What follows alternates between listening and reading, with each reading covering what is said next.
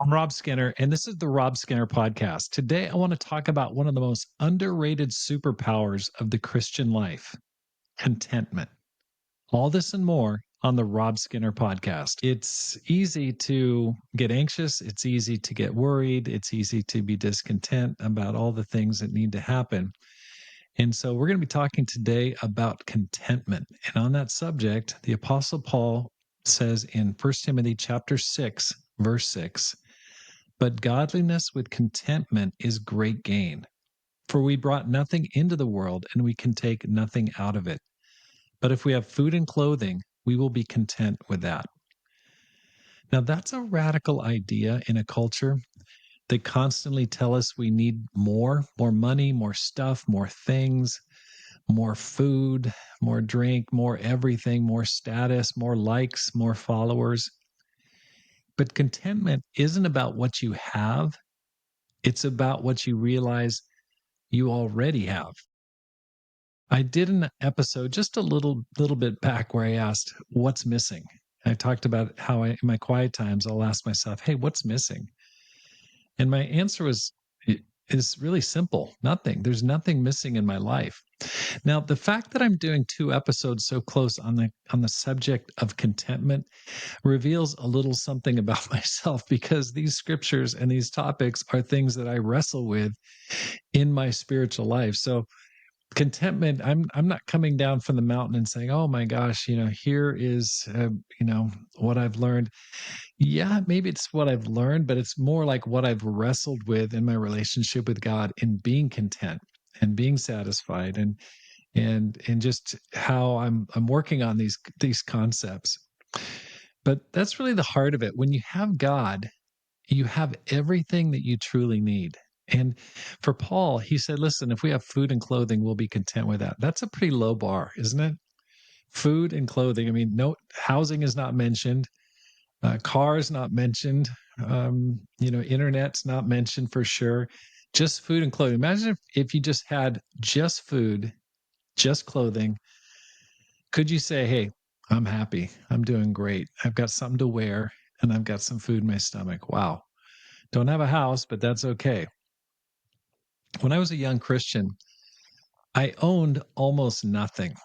I had a Bible, I had a small desk, I had a beat up 1971 Ford Maverick, and one pair of Chuck Taylor Converse high tops to my name. That was it, pretty much it. And so one morning, after having a quiet time, I was sitting at my desk at Dwight and Piedmont in Berkeley, and it had a great view of the intersection. I just would look out there and just kind of meditate. And I remember sitting there thinking, man, I could retire right now. I'm just like so happy.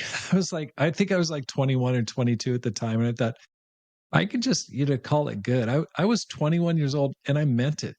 I mean, I felt like I had everything I needed in my life. I had God in my life. I had a purpose worth living for. I had great friends walking the same road with me.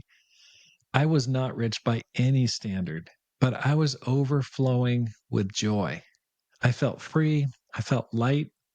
I felt at peace.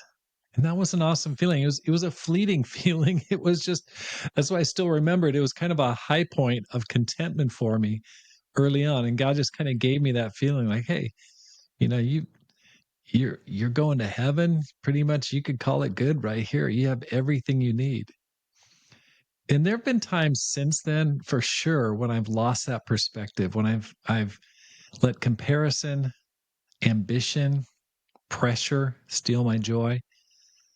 But my 21-year-old self was absolutely right. And I have to give him some attaboys and just say, "Good job, Rob." Contentment isn't found in accumulation, it's found in appreciation. Let me say that again. Contentment isn't found in accumulation, it's found in appreciation. When you slow down enough, long enough to notice what God has already provided in your life, you realize you're not missing anything. You already have more than enough to be grateful for right now, more than enough to be joyful, more than enough to live a rich and meaningful life. So today, let me ask you again, what's missing in your life? What's missing? Take a look around your faith, your family, your friends.